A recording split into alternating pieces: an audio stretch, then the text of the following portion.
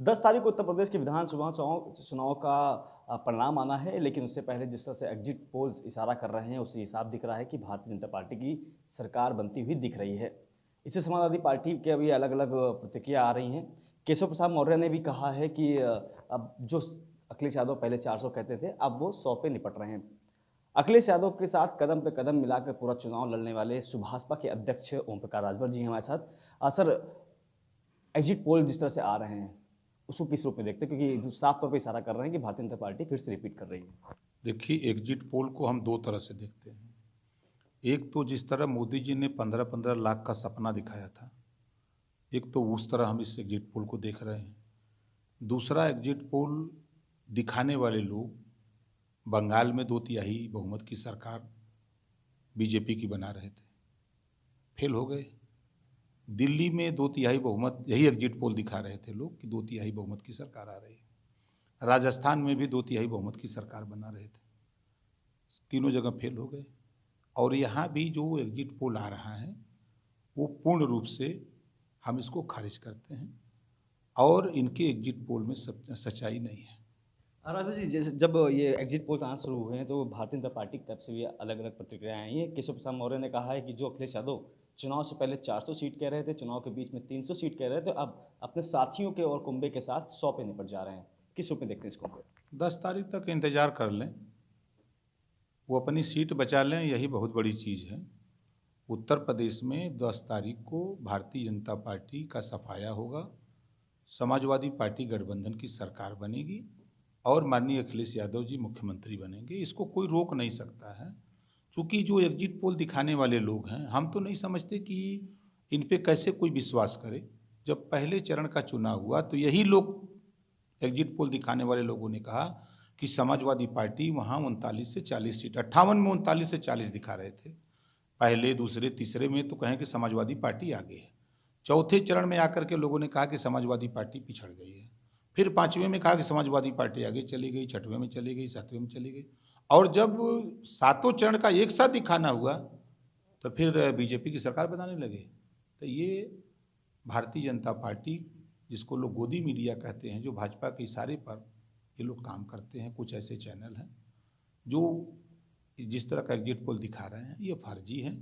आप देखिएगा 10 मार्च को पहले राउंड की गिनती होगी, जो मतपत्र की गिनती होगी, तो उसमें कम से कम हम 400 सीट, जो हमारा पहले रुझान आएगा, वो 400 सीटों पर हम चुनाव जीतेंगे। क्योंकि एग्जिट पोल के बाद भारतीय जनता पार्टी का एक अलग सा आधार है। उन्होंने कहा कि हमने राशन दिया लोगों के लिए, लोगों के लिए कानून व्यवस्था का सुगम बनाया, कानून व्यवस्था को। आप किस आधार पर कह रहे हैं? देखिए, प्रदेश में एक बड़ा मुद्दा है आवारा पशु का। जनता आवारा पशु से छुटकारा चाहती है और बीजेपी 5 साल में कोई उपाय नहीं कर पाई, पहला चीज़। दूसरा, जो इन्होंने पिछड़े दलित का आरक्षण खत्म कर रहे हैं और शिक्षक भर्ती में आरक्षण लूटा। इलाहाबाद में देखा है आपने कि बच्चे वहाँ से निकले और नारा लगाते हुए निकले। जिस तरह इन्होंने पुलिस से बच्चों को पिटवाया, अगर वो हक की बात करे, अपने आरक्षण की बात करे, तो उसको पुलिस से पिटवाया, वो कैसे इनको वोट देगा? जी, बिल्कुल, आपने ये सब जो तमाम मुद्दे बताए हैं, पूरे चुनाव भर आपने लोगों को समझाने की कोशिश की, तो मानते हैं कि क्या चुनाव में लोगों में ये आपकी बातों का असर हुआ होगा? क्योंकि जिस तरह से रुझान आ रहे हैं, क्योंकि हम सभी रुझानों को एक तरफ़ा इग्नोर नहीं कर सकते हैं। कुछ, क्योंकि जैसे आपने कहा कि पहले जो बताई जा रही थी, तब आपने उस बातों को माना। लेकिन अब एग्ज़िट पोल्स अगर आपके लिए आपके अनुरूप नहीं आ रहे हैं, तो आप उस पे सवाल उठा रहे हैं। तो क्या जो आपने कहा, वो लोगों ने उसको माना होगा, उसका असर आएगा परिणाम में? अच्छा, मान लीजिए कि हम गलत बोल रहे हैं, तो ये एग्जिट पोल बंगाल में सही दिखाए, दिल्ली में सही दिखाए, राजस्थान में सही दिखाए, ये तो खुद ही गलत साबित हो गए। हम जो कह रहे हैं कल 10 तारीख को सही साबित हो जाएगा। यही लोग तो कल कह रहे थे कि समाजवादी पार्टी की सरकार आ रही है। आज कौन सी मजबूरी इनकी हो गई कि दिखा रहे हैं कि बीजेपी की सरकार आ रही है? कौन दिया है वोट बीजेपी को? जाति गणित में पूर्वांचल की 150 सीटों में हम लोग अकेले 47% वोट हमारा है, तो 47% वोट पे रिजल्ट निकाल लीजिए। हम 125 सीट पूर्वांचल जीत रहे हैं, 130 पश्चिम में जीत रहे हैं, दोनों जोड़ दीजिए खाली। ये क्या भाजपा के लोग बतियाएंगे या एग्जिट पोल दिखाने वाले लोग क्या बतियाएंगे? अपनी बात से मुकर रहे हैं लोग। ये जब अपनी बात से ही मुकर रहे हैं और जनता ने अब जो 13 महीना लगातार ये किसानों ने आंदोलन किया, उसका असर दिखा ना। मुसलमान एक मुश्त वोट दिया, यादव एक मुश्त वोट दिया, राजभर एक मुश्त वोट दिया, हमको सभी वर्गों का वोट मिला। ब्राह्मण भी वोट दिया, राजपूत भी वोट दिया, पटेल भी वोट दिया, चौहान, बिंद, केवट, मल्ला, निषाद, पाल, प्रजापति, नाई, गुण, खरवार, अरकर, बंसी, बंजारा, बहेलिया, खंगार, सब लोगों ने वोट दिया। ये जब सारी जातियां एक 17 में बीजेपी को वोट की थी, लेकिन उसमें से थोड़ा थोड़ा करके एक बड़ा वोट हमारे साथ खड़ा हो गया। ये बात अभी ये जो चैनल के लोग हैं, जो एग्जिट पोल दिखाने वाले लोग हैं, ये जानते हैं कहाँ जाते हैं? चाय की दुकान पर।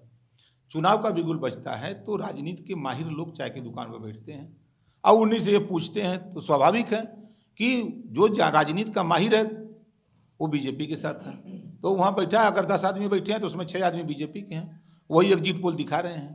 अच्छा, ये आखिरी सवाल है कि रामगोपाल यादव ने एक अपने कार्यकर्ताओं से ये अपील की है कि आप लोग एग्जिट पोल को किनारे करिए और अब पूरी लगन से आप ईवीएम या फिर काउंटिंग के दिन आप अपना वहाँ पर कंसंट्रेट रहिए।